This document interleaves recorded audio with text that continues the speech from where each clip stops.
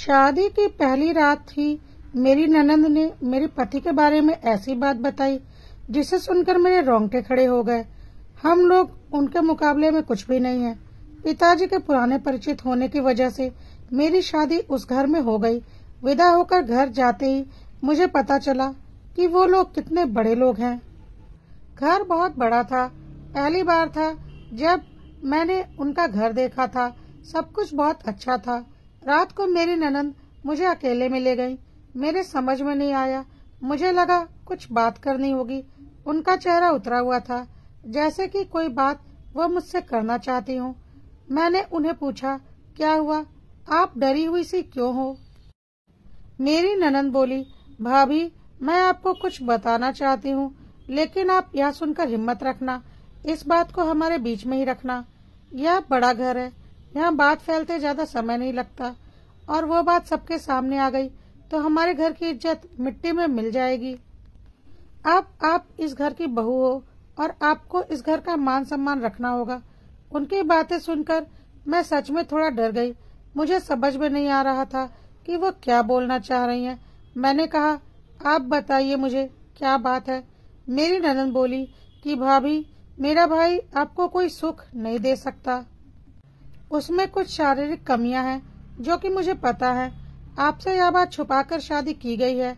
मेरा भाई रात में अक्सर बाथरूम में ही रहता है। पता नहीं वहाँ क्या करता है। जब भी उससे पूछो तो यही कहता है कि उसका पेट खराब है। कमरे में जाने से पहले अपने पति के लिए यह सब बातें सुनकर मुझे समझ में नहीं आ रहा था कि मैं क्या करूं।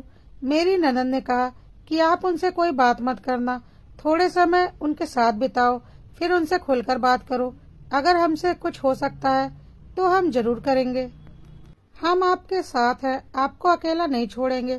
सुहागरात वाली रात यह सब सुनकर मैं अपने कमरे में जा रही थी। मुझे अब डर लगने लगा था। यही सब सोच रही थी कि मेरे पति कमरे में आए।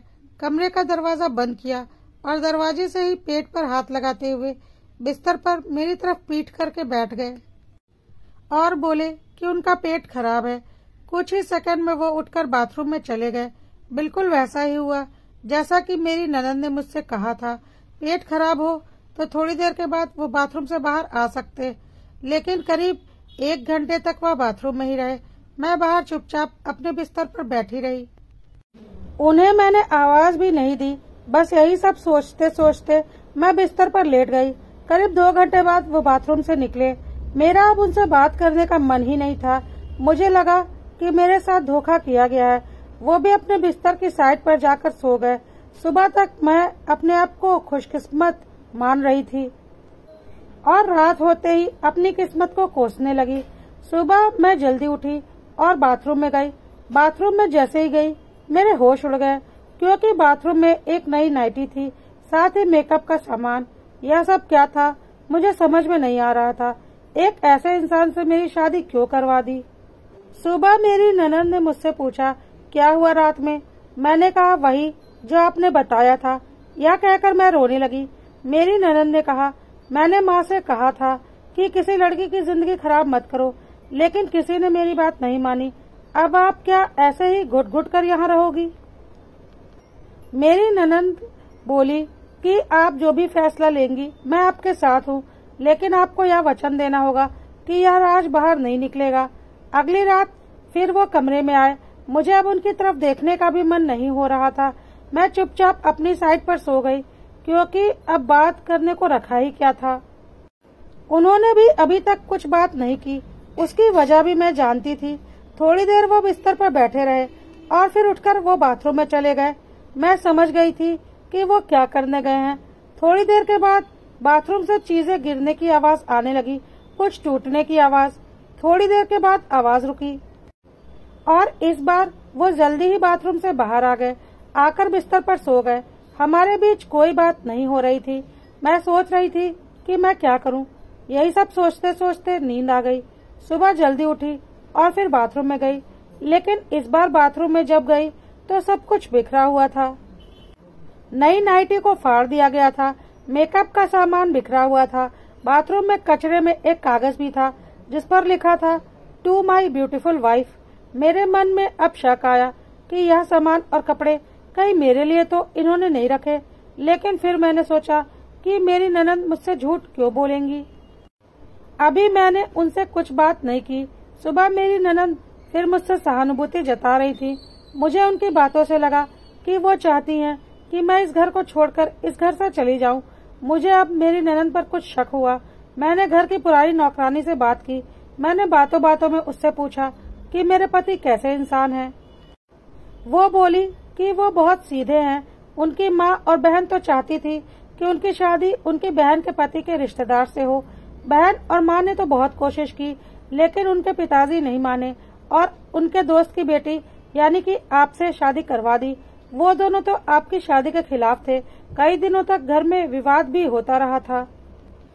अब मुझे पता चल गया था कि मेरी ननद मुझे क्यों भगाना चाहती थी, इसलिए उन्होंने मुझसे झूठ कहा था। उन्होंने शायद मेरे पति यानी कि अपने भाई से भी मेरे बारे में कुछ कहा होगा। रात को मैं अपने पति से बात करने का इंतजार कर रही थी। वो कमरे में आए तो उनका मुंह उतरा हुआ था। यह पहली बार था जब मैं उनसे बात करने वाली थी। उनके आते ही मैंने कहा, आप मुझसे कुछ बात करना चाहते हैं? वो बोले, अब बात करने में रखा क्या है। पापा का विश्वास था कि वो घर अच्छा है, इसलिए मैंने माँ और बहन की ना सुनकर तुमसे शादी की और तुमने मुझसे सच छिपाया। मैंने बोला, सच? कौन सा सच? यह सच कि तुम मुझसे शादी नहीं करना चाहती थी। तुम्हारी जिंदगी में अभी भी कोई और है। यह बात तुमने ही तो मेरी बहन को बताई थी। घर की इज्जत और पापा के कारण मैं चुप हूँ, कुछ कदम नहीं उठा रहा। मैंने भी देख लिया कि तुम्हारे लिए मैं कितना मायने रखता हूँ। सुहागरात जिंदगी में बहुत स्पेशल होती है, लेकिन मेरे बाथरूम में 2 घंटे रहने पर भी तुम्हें कोई फर्क नहीं पड़ा। बहन ने सही कहा था कि तुम आवाज भी नहीं दोगी, बात भी नहीं करोगी। मैंने पूछा, आपसे बाथरूम में रुकने को उन्होंने कहा था? उन्होंने बोला, हाँ, उसने ही कहा था कि तुम्हारी सच्चाई देखनी है तो मुझे यह करना ही पड़ेगा। और वो कपड़े और मेकअप वो मेरी बहन ने ही रखा था। कहा था कि पहली रात का गिफ्ट है तुम्हारे लिए। मैं उठकर उनके पास गई और उनसे कहा, आपको पता है उन्होंने मुझसे क्या कहा? फिर मैंने उन्हें सारी बात समझाई।